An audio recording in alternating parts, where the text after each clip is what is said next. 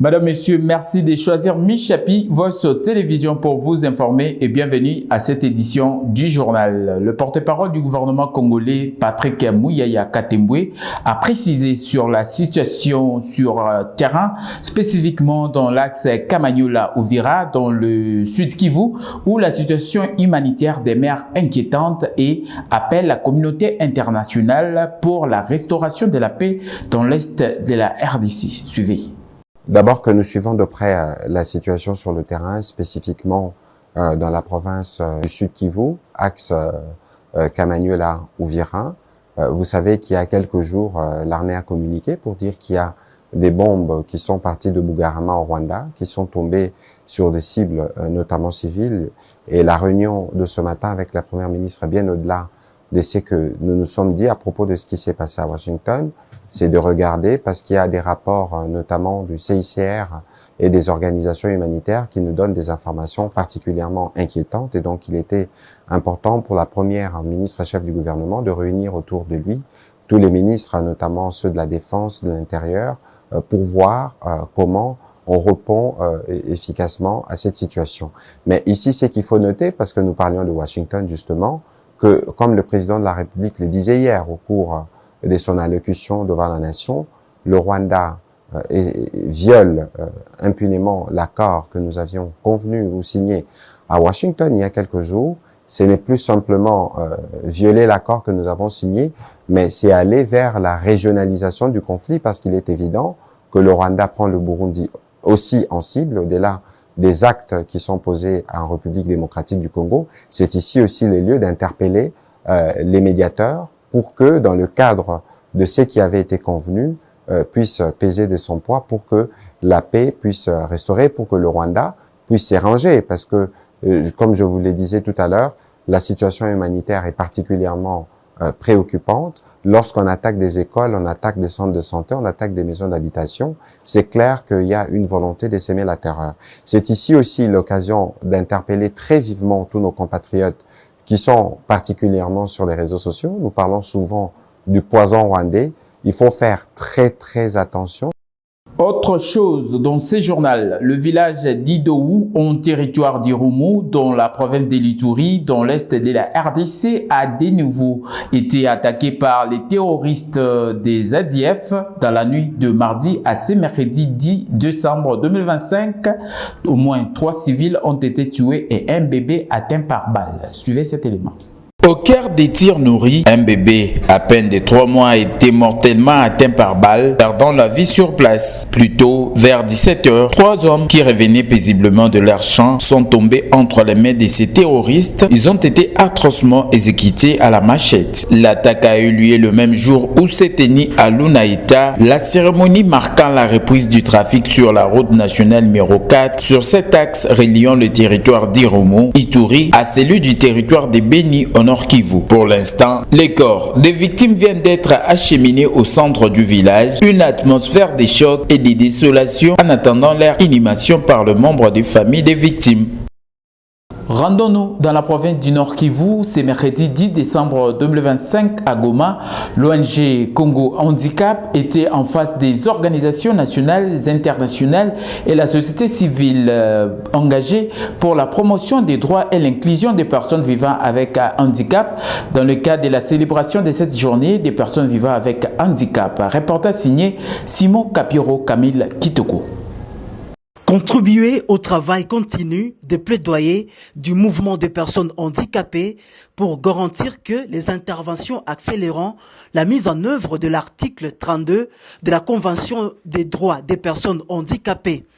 Telle est la motivation de la tenue du sommet dénommé MICA, organisé par l'organisation Congo Handicap à Goma, en République démocratique du Congo, dans le cadre de la journée des personnes handicapées.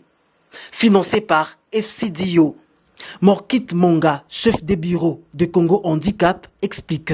Essayer d'évaluer le niveau d'applicabilité de l'inclusion, parce qu'actuellement vous allez vous rendre compte que l'inclusion des personnes handicapées est devenue un slogan.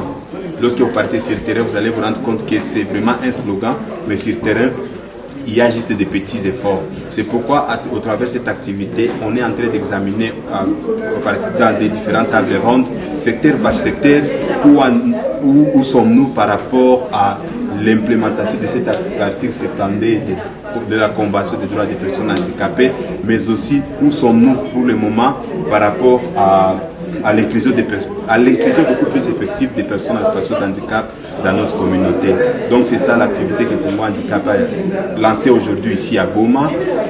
C'est une activité, comme je l'ai dit, ça va prendre 2 jours, du 10 au 11 décembre 2025. Que l'inclusion des personnes handicapées n'est plus un slogan, mais nous passons déjà à la pratique. Lorsqu'on parle de 15% des personnes handicapées, dans tous nos projets, dans toutes nos interventions, nous devons nous rassurer que sur le terrain, les 15% là sont représentés, ça va être une fierté. Comme je l'ai dit par exemple, dans le cadre du projet mis en œuvre par Congo Handicap qui a appuyé à grande partie cette activité, c'est un projet financé par FCDO et nous le mettons en œuvre avec concerne DRC, acté de première urgence. Notons que ces sommets se tiennent du 10 au 11 décembre 2025 et rassemble des acteurs institutionnels, organisations nationales et internationales, partenaires techniques et financiers, ainsi que des leaders de la société civile engagés pour la promotion des droits et l'inclusion des personnes handicapées.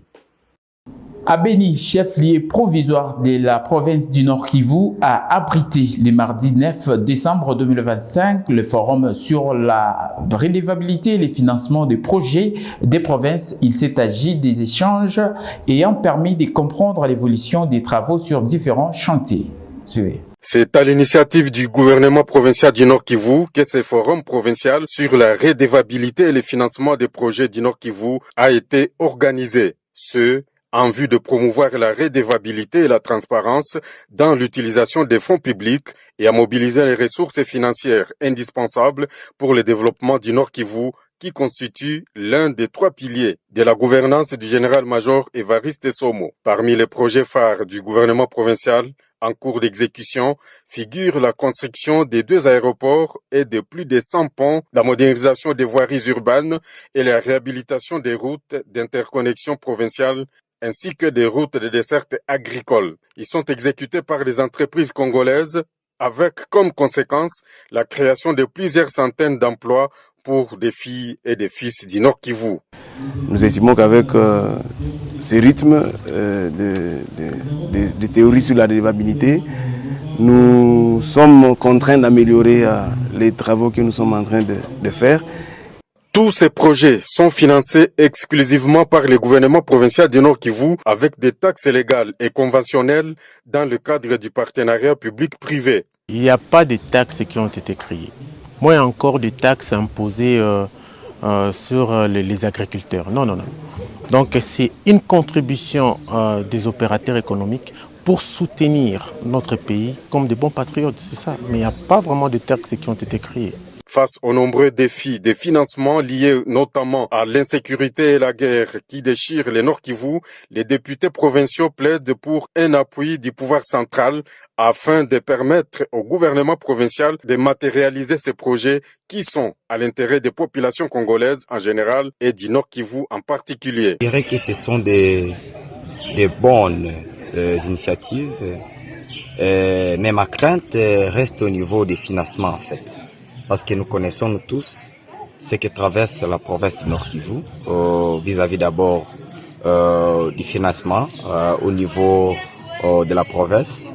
Et je continuerai toujours à plaider au niveau de Kinshasa, les autorités de Kinshasa, d'envoyer des rétrocessions pour la province du Nord Kivu. Ce sont des projets très très ambitieux.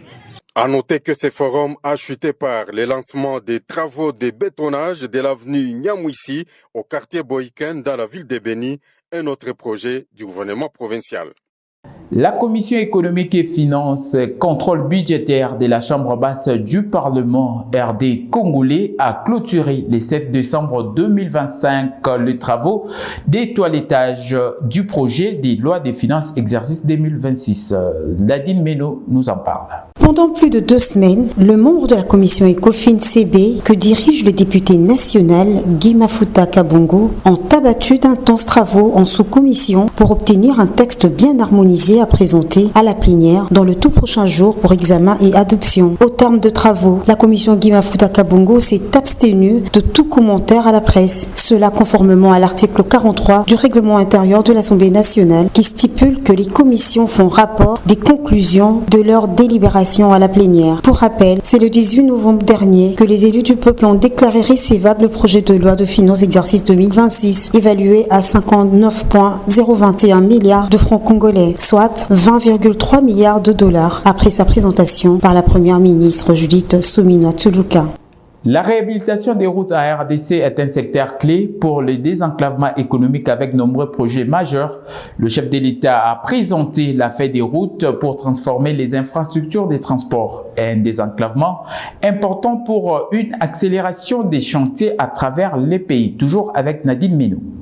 Les routes d'intérêt national et urbain en République démocratique du Congo sont un chantier colossal, soutenu par des projets ambitieux du chef de l'État, Félix-Antoine Tshisekedi Tshilombo, visant à désenclaver le pays. En 2026, nous ouvrirons des véritables corridors d'unité nationale en réhabilitant 3735 km de routes stabilisées, a déclaré le président de la République lors de son discours devant les deux chambres réunies en congrès. D'aucuns le savent, l'un n'y va pas sans l'autre. Sur terrain, les défis sont majeurs, surtout sur la faisabilité de ces multiples chantiers en cours visant à restaurer le réseau routier partout dans le pays. En effet, ces projets sont parfois financés avec de coûts exorbitants à de milliers de dollars américains pour parfois accoucher d'une souris. Des réhabilitations qui rencontrent pour la plupart d'énormes défis, notamment la qualité variable, le retard, le problème de sécurité de chantier, l'incivisme tel que les dépôts d'immondices par la population, etc.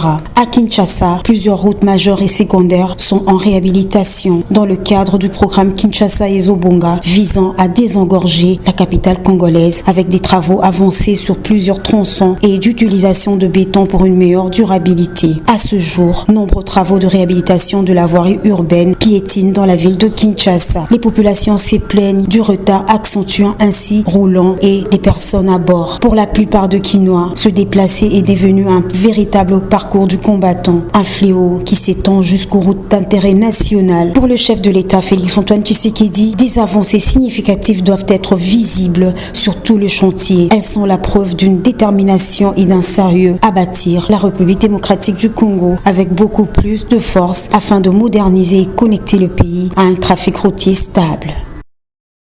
L'usage anarchique des gyrophares, un danger croissant pour la circulation. Selon un constat fait à Kinshasa, même des véhicules de privés utilisent des gyrophares et sirènes, une pratique illégale et dangereuse qui incarne une culture d'impunité qui fragilise l'autorité de l'État. Lorenza.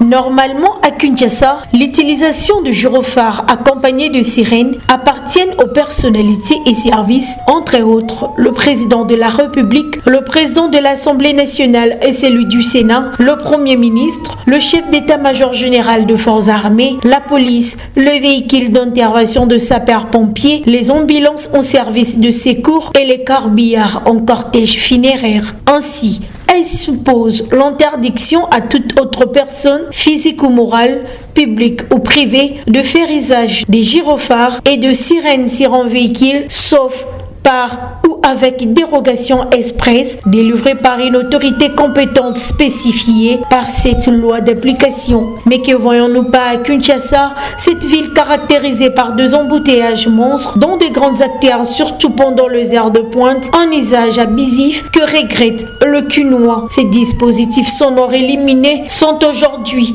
utilisés par une multitude de conducteurs. Chacun semble vouloir s'imposer dans la circulation au détriment de l'ordre public. Même les automobilistes ne savent plus distinguer un vrai convoi prioritaire. Cette situation met en lumière un grave problème d'incivisme et de non-respect de règles de circulation à Kinshasa. Aussi, cette pratique récurrente fragilise l'autorité de l'État, sape la confiance du public et rend tentative de régulation routière manière quasi impossible. Au mois de mai de l'année en cours, le président du parti Engagement Citoyen pour la République, Christian Tabalenzi, avait proposé une loi pour réglementer l'utilisation de dispositifs sonores éliminés de type gyrophare avec sirène sur le véhicule circulant, une loi qui n'a pas été examinée ou mise en application malheureusement. Ainsi, les autorités compétentes sont donc invitées à renforcer urgemment les contrôles et sanctionner les contrevenants afin de restaurer la crédibilité des signaux d'alerte et assurer